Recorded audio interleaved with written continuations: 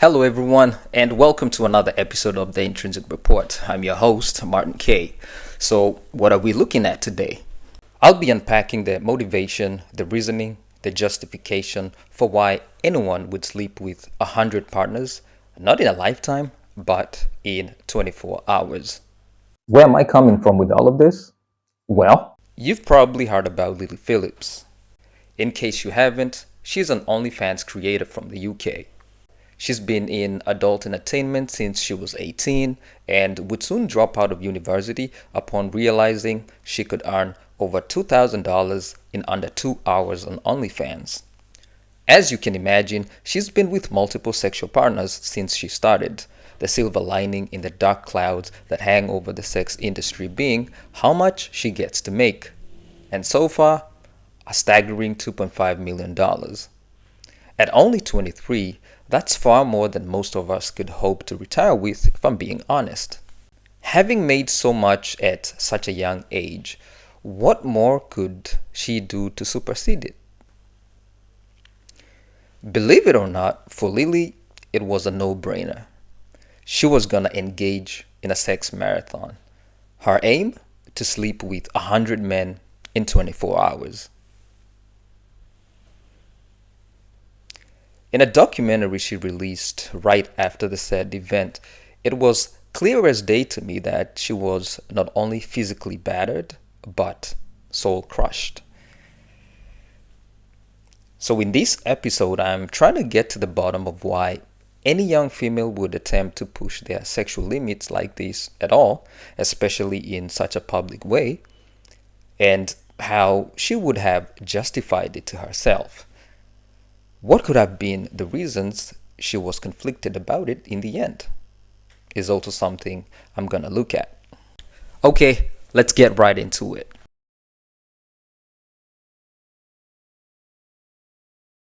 So, there are plenty of reasons why women across the globe have, over the course of history, found themselves sharing their sexuality beyond the bounds of marriage. A lot of the reasons are grounded in the cultural experiences of women in different parts of the world, whether for religious, economic, or even entertainment purposes. So, let's look at a few I had in mind. The first one is fertility rites. In ancient Sumer, for example, women who served as temple priestesses to the goddess Ishtar would often engage in fertility rituals. Men seeking to cure their impotency would seek their services, and often while bearing gifts. Fertility rituals were also common in Greece as part of expressing one's devotion to the goddess Aphrodite, from whom we have come to derive the word aphrodisiac. Now, these rites often involved multiple partners and were always done in the open. Let's also consider the second one, polyamorous female deities. In Indian mythology, the goddess Draupadi is said to have married 5 brothers. By considering such beliefs, one can understand why there would be no societal shame in women having multiple sex partners in that part of the world. The next one is tribal cultural experiences. Elsewhere, indigenous societies still approach female sexuality with much lesser stigma. Women are allowed to have multiple sex partners when engaging in ritualistic celebrations.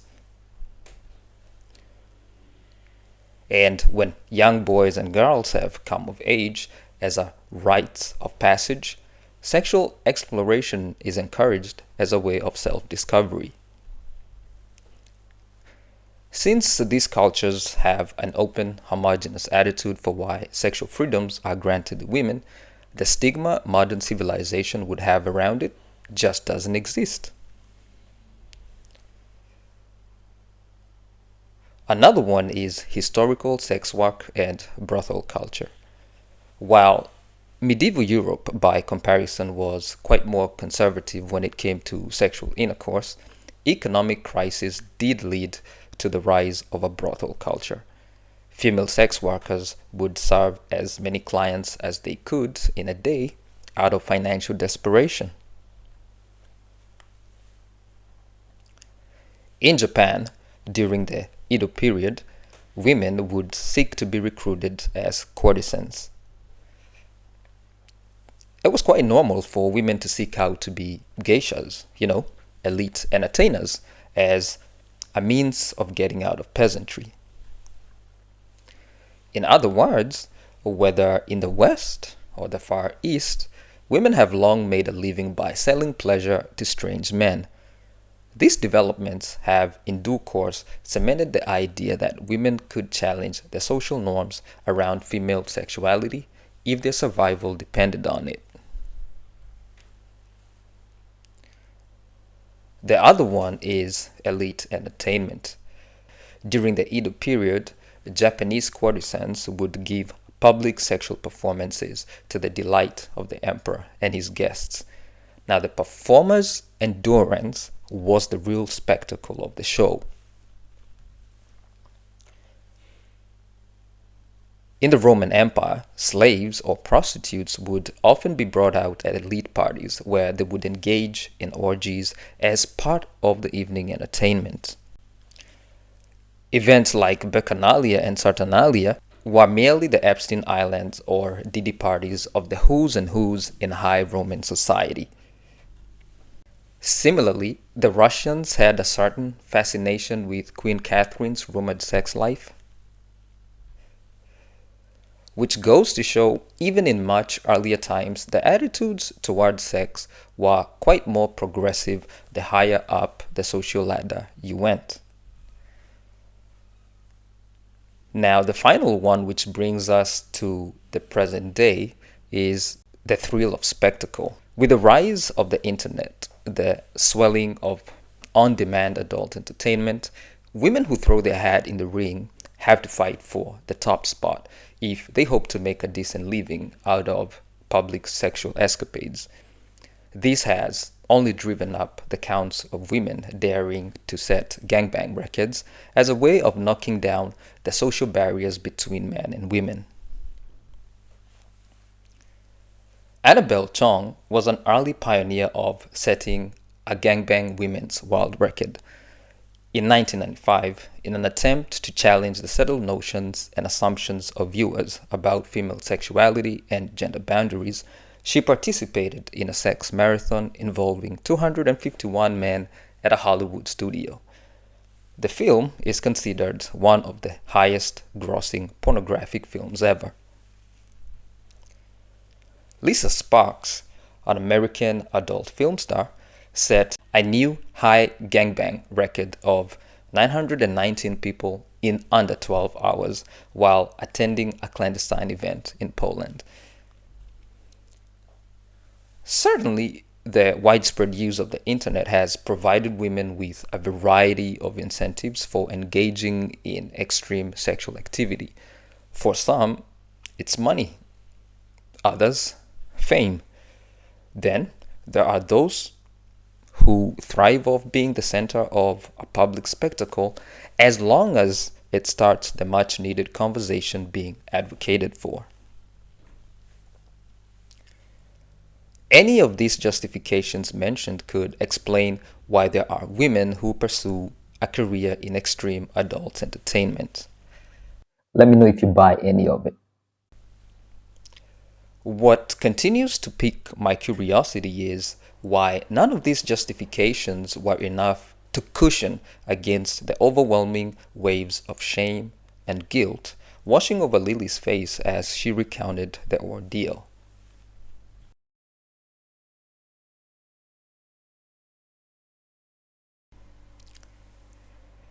In a post-filming interview, Lily describes her internal conflict with the words embarrassed and empowered. Embarrassment. Let's zoom in a little bit on this emotion. See, when one is feeling embarrassed, they're sometimes self-aware of the implications of their own actions. Inwardly, there's confusion and distress as you try to reconcile your own actions with what you know is objectively moral. You also know that when you can't justify your actions, you'll have earned the reputation of the laughingstock. From the religious viewpoint of the global majority, sex before or even outside of marriage is condemnable, in some cases prosecutable, but generally across the board considered spiritually destructive. In the Jewish Torah, such depraved acts would have invited strangulation or stoning of all involved parties. So that is Lily and all the 100 men involved. In the Christian Bible, debauchery, orgies, and that sort of thing are categorized as sin. Countries with a rich Christian heritage will, of course, frown upon women who deviate from sexual norms and sin against their own body.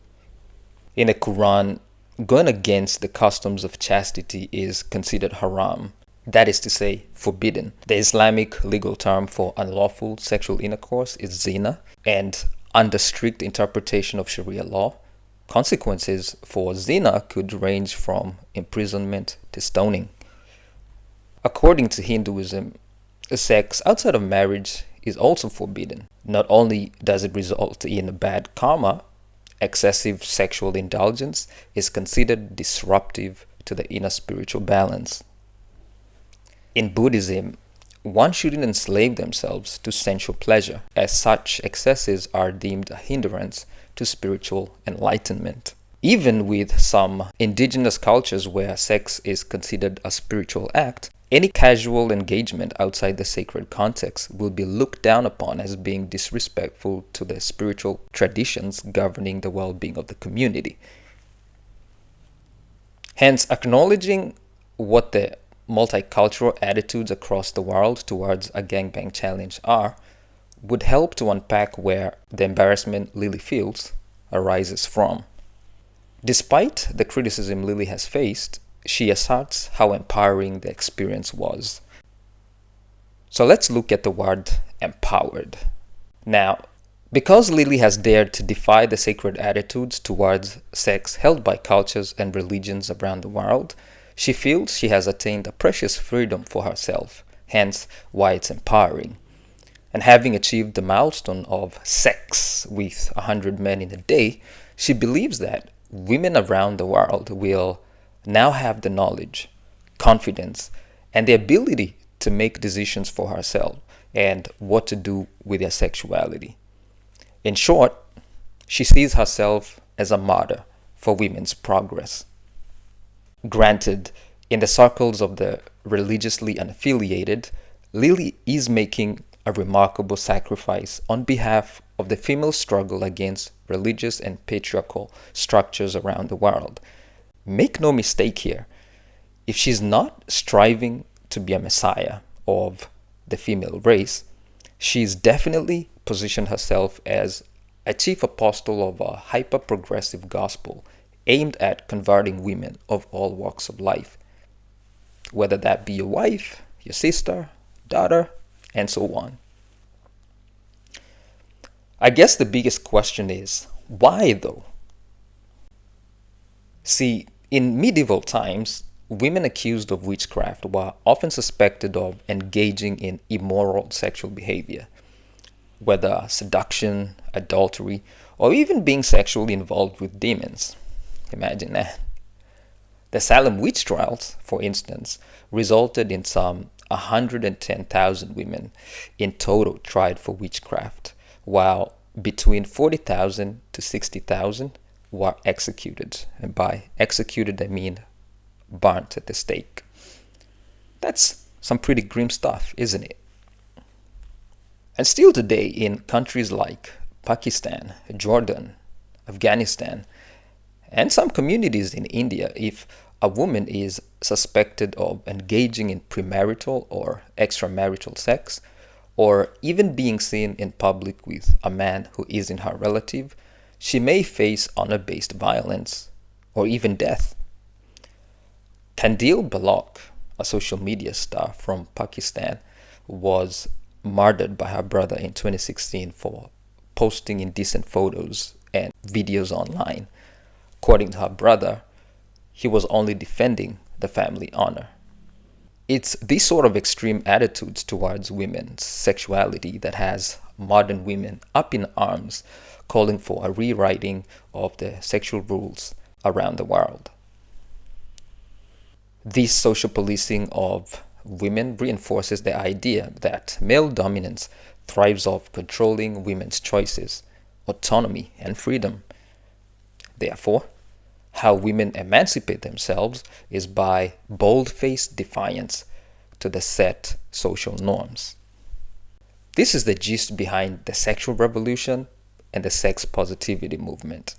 According to the worldview I've just described, since it's a worthwhile fight to empower women, regardless of how embarrassing it gets, those on the front lines, like Lily, just have to be happy with their life choices as their sacrifice is bringing progress about.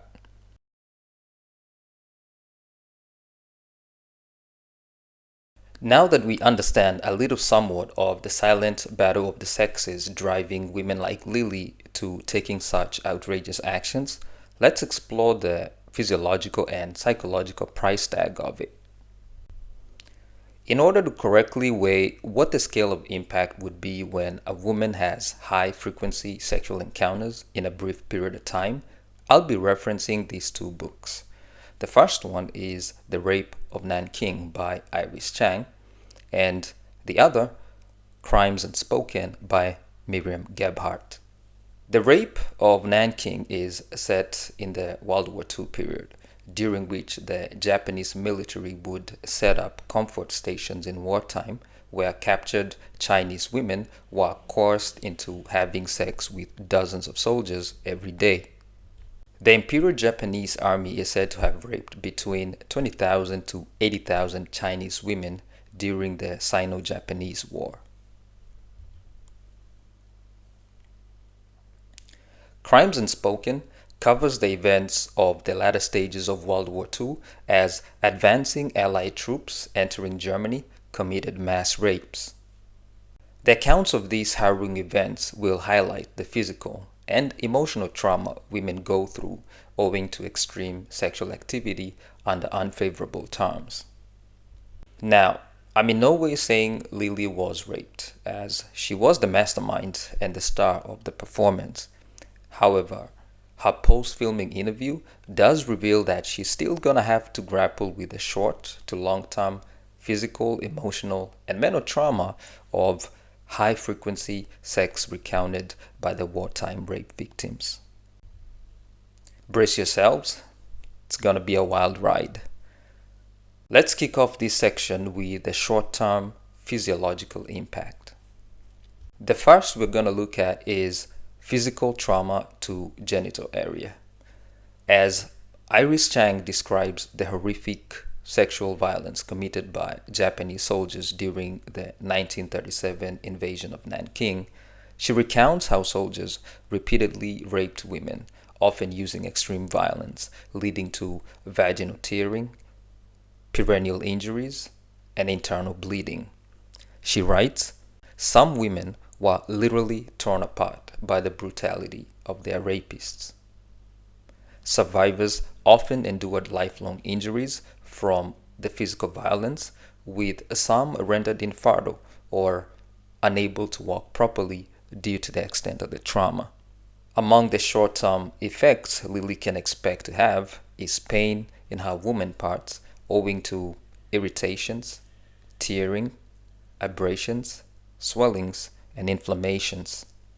Another short-term physiological effect, increased risk of infection. As Mariam Gebhardt documents the mass rapes of German women by Allied troops during and after World War II, she highlights the lack of access to contraception or hygiene products significantly increased the spread of sexually transmitted infections. Gebhardt notes that untreated infections became a common hidden consequence of the assaults, with syphilis and gonorrhea spreading rapidly. Many survivors developed infections that went untreated due to the stigma and silence surrounding their experiences, leading to chronic health problems.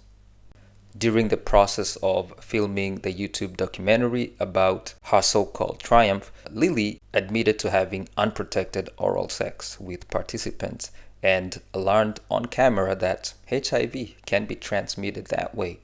Fortunately, she acted quickly and did a test for the big four STIs: chlamydia, gonorrhea, syphilis, and HIV. The test came back negative or not detected, which she was quick to share screenshots of on her social media. Another physiological effect that we can expect in the short term would be fatigue and dehydration. In The Rape of Nanking, Chang describes how women were often raped repeatedly over hours or even days, leading to severe physical exhaustion and dehydration. She notes that some women collapsed or even died from the sheer physical toll of the violence. In one account, a woman was raped continuously for an entire night by multiple soldiers, leaving her unconscious and in critical condition. Take it from Lily. She certainly wouldn't recommend it, and it's not for the weak, she says, given how intense she felt it was. Another short-term physiological effect is hormonal responses. While Chang and Gebhardt don't explicitly address hormonal responses, the extreme stress and trauma described in these works suggest a significant impact on survivors' endocrine systems, including elevated cortisol levels due to fear and pain. Survivors likely experience long-term dysregulation of stress hormones, compounding their physical and emotional suffering. What are the short-term psychological impacts? Let's begin with overwhelm and sensory overload. Gebhardt highlights the emotional numbness reported by many survivors of mass rape in post-war Germany. The overwhelming nature of the assaults, often involving multiple perpetrators, left women unable to process their trauma in real time, leading to dissociation and a sense of emotional detachment. One survivor, assaulted by several soldiers, described feeling as though her body no longer belonged to her, a clear indication of sensory and emotional overwhelm. Similarly, Lily admits that she started to dissociate with her sexual partners very early on because it had started to feel very abnormal. Another short-term psychological effect is the potential of feeling objectified. Chang recounts how women of Nanking were dehumanized and treated as mere objects of gratification by soldiers. Survivors often reported feeling stripped of their humanity and reduced to tools for the soldiers' pleasure. Chang describes instances where women were raped publicly, further emphasizing their objectification and the complete disregard for their dignity. In the post-filming interview, Lily says it even better, that she was at that point no more than a conveyor belt of, you know what. It tells you a lot about what's going on in her mind, doesn't it? Another psychological effect we're going to look at is stress and anxiety. The stigma and fear of retaliation kept many German survivors silent, leading to pervasive anxiety.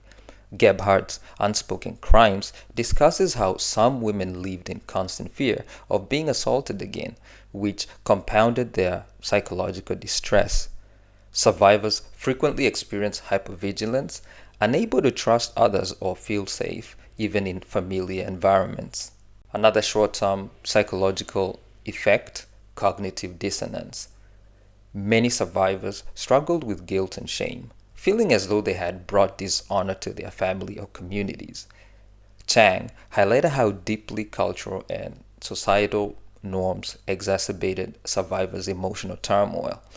In Confucian cultures, where a woman's virtue is closely tied to family honor, survivors often internalize their trauma as personal failure, creating profound cognitive dissonance. Lily's own cognitive dissonance is quite evident in the interview. She certainly doesn't hide the fact of how intense the whole encounter was, which even makes her break down and walk off, sobbing inconsolably. To the surprise of the interviewer, Lily comes out not upset, but eager to announce for another attempt of 1,000 men in a single day. The look on the interviewer's face says it all. How does any of this make sense?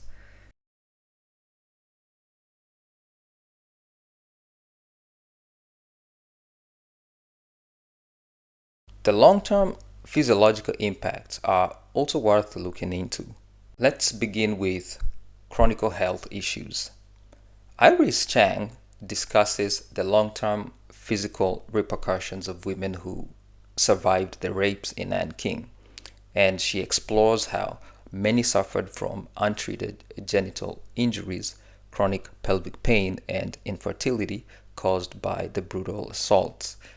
Survivors often dealt with lifelong health problems due to the lack of medical care and the stigma around their experiences. Chang recounts the story of women who suffered persistent infections and scarring from vaginal tears, highlighting the absence of medical intervention of these injuries. Mariam Gebhardt details how untreated sexually transmitted infections led to severe reproductive health issues for many women raped by the Allied soldiers. Conditions like pelvic inflammatory disease caused infertility or chronic pain. Gebhardt observes that survivors often avoided seeking medical care due to shame, leading to irreversible health damage. And so goes for Lily. She first made headlines specifically because of the much health risk she had put herself in for not observing the sex industry standards, which requires an STI test from adult film performers, among other things. Let's look at another physiological effect that Lily could experience long term, and this is changes to sexual response. Chang describes how many survivors struggled with physical intimacy long after the assault. Repeated sexual violence altered their ability to experience sexual pleasure, often due to psychological and physical scars. Some survivors reported numbness or discomfort during sexual activity, a possible result of both physical trauma and emotional detachment.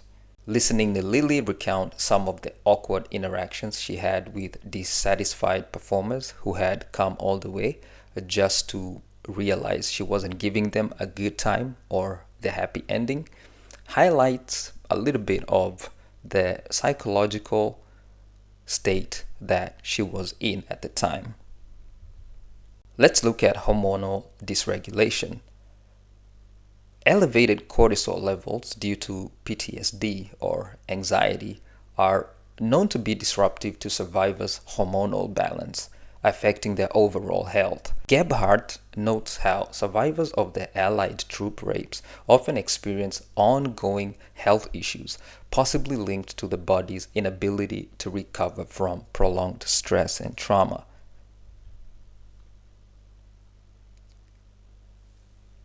There are long-term psychological consequences to high-frequency sex to be considered as well.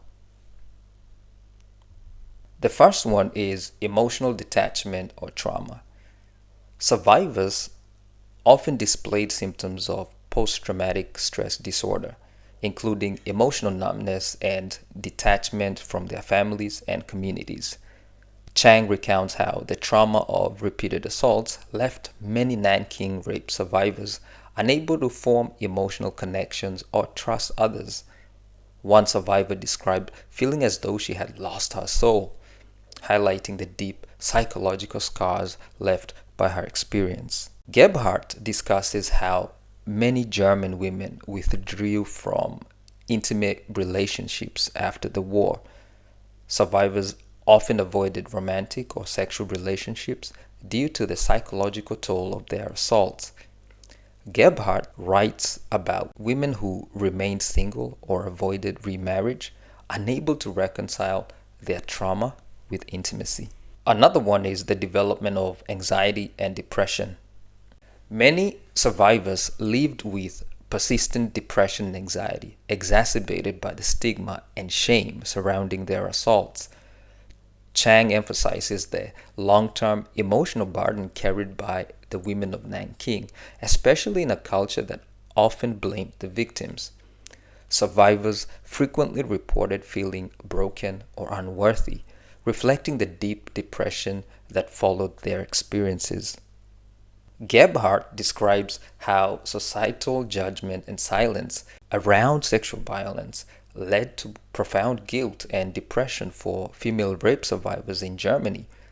Anxiety about their reputation or health further compounded their psychological distress. There's one survivor who recounts how she developed severe anxiety about her health and social standing, and finally withdrawing from her community out of fear of judgment. So it's not surprising at all that since Lily announced the project, she has received a ton of online harassment and blowback. Now, this isn't just coming from civilians, but from her fellow OnlyFans performers as well, who have not only accused her of being a morally bankrupt attention seeker, but an unsafe one too. Let's move on to impact on self-esteem. In the rape of Nanking, Chang notes how survivors struggled with feelings of self-worth after their assaults. Many internalized societal shame, believing that they had brought shame to their families. She gives the example of a survivor who described herself as damaged goods, reflecting the lasting impact on her self-esteem. Similarly, in the Unspoken Crimes, Gebhardt highlights the internalized shame felt by German survivors. Many felt unworthy of love or acceptance, leading to lifelong struggles with self-esteem. One woman's diary's entry expressed feelings of being tainted and unable to envision a normal future for herself. And it's no different for Lily, who complains about having everything about her, whether it be her physical appearance or her life choices, constantly picked apart while dealing with the thoughts of knowing everyone just thinks less of her. Well, it's not that she doesn't know that she's a slut. It's just the constant explaining herself in an attempt to get others to view what she does as work, just like any other, one she enjoys and makes good money off doing. Let's also consider the difficulty of forming intimate relationships.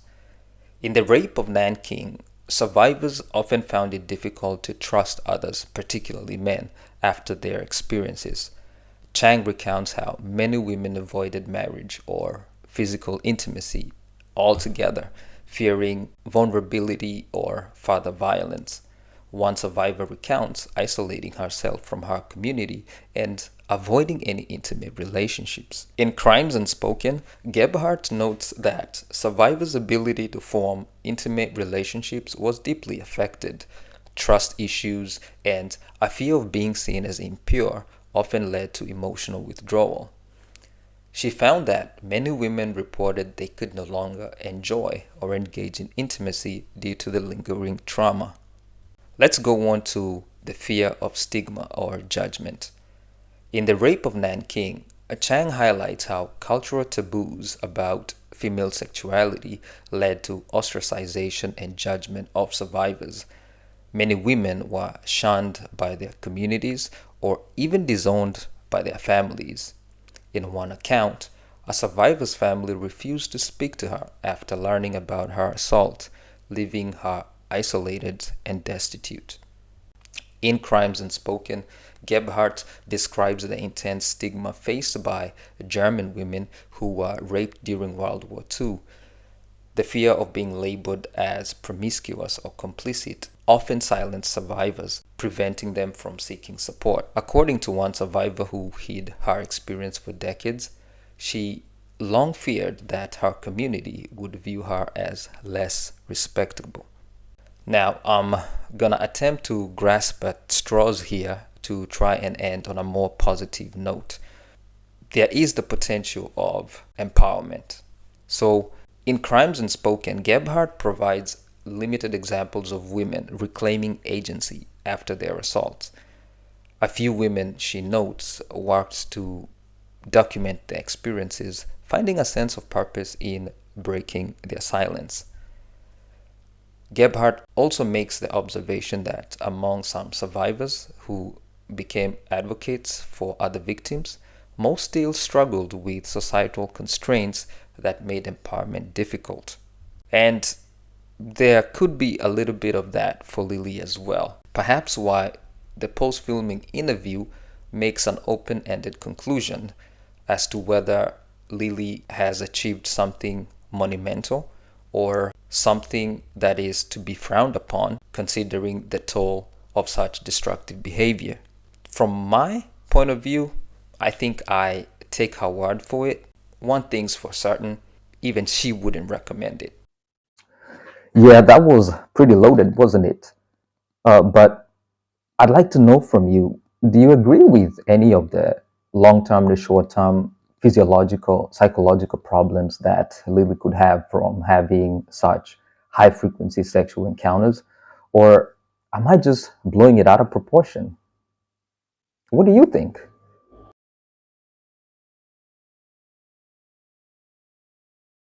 So, although Lily was fully in charge here, obviously mentally and physically prepared to follow through with the event, once they had started filming and midway through she was exhausted, she suddenly realized she couldn't stop. The production crew, the men performers, the subscribers, everyone was counting on her to keep going. It would be highly inconvenient to everyone had she given up. Feeling the need to honor her word to her team and her fan base, she endured to the end, even though she had mentally checked out. So just try to walk a mile in her shoes. Lily had hoped to bask in the sexual adoration of men devoting their lusts to pleasing her, like a goddess.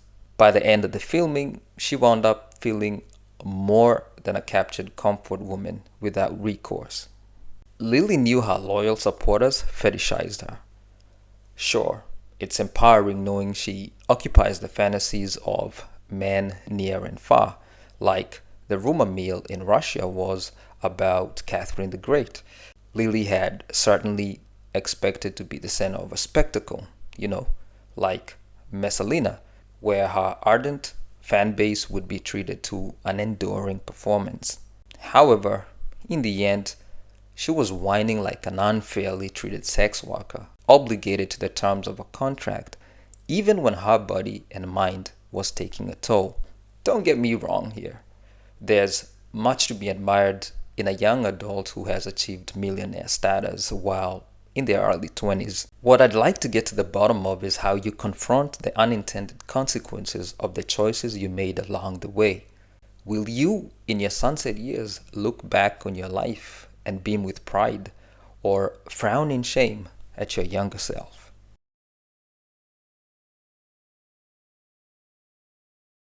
Annabelle Chong regrets having pioneered women gangbang record setting. Today, she distances herself from the character she played while in the adult film industry, while in her 20s. At the time, she had hoped to challenge gender stereotypes by portraying the role of a female stud. Today, she's a software engineer. The modern female heroine character she had played, as far as she's concerned, doesn't exist anymore. Lisa Sparks, although having made a tidy sum from setting a new women's gangbang record, doesn't look too fondly on the events of that day either. And it's one of the career regrets she has till date. See, it baffles me that Lily thinks there's something more unique about her that leads her to the conclusion pulling such a stunt wouldn't leave a sour taste in her mouth. Or perhaps she's being driven by a much higher goal, one which paying the ultimate price for would have been worth it. It could be that she's desperately trying to redeem her self-image by letting herself be ripped apart, heart, soul, and body, to bring about emancipation for women around the world. Perhaps she'll be vindicated, her shame alleviated. And if anyone knows what that's like, trying to clean up your life and start over, you know how that kind of desperation isn't to be underestimated. Whatever the case might be here, I find it particularly distasteful that modern society has totally lost the art of correction for destructive behavior. Sure, it doesn't concern me personally what Lily chooses to do with her body. Neither does Diddy nor Epstein. Still, we are morally obligated to oppose any predatory behavior that corrupts society. Make no mistake of ignoring how similarly opportunistic these types of people are. Lily knows she can exploit men's innate attraction to beautiful women to make money, just as powerful men understand women's desperate use of their sexuality to secure the attention of a man of means and status. As men, husbands, sons, brothers, uncles, who are always going to be faulted for failing to be there for the women in our lives, we are well within our rights to be alarmed by the potential for influence Lily will have on any young, impressionable woman, especially any of our loved ones who we would hate to see go through the psychological and physiological toll of such reckless violations of bodily sanctity. There's a reason I'm coming across a little preachy right now. I have a long held hatred for people in my inner circle who'd sit by and watch while I commit to self-harm. I mean, how little can people's love be? To know you but still do nothing to stop you, even when it's justified. Really, are we that cold-hearted?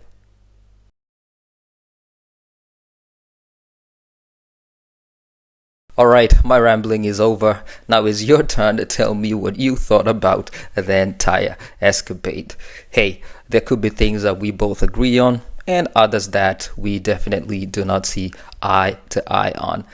I look forward to all of that, and as always, a pleasure to be here with you guys. I'll see you in another one. Take care. Bye bye.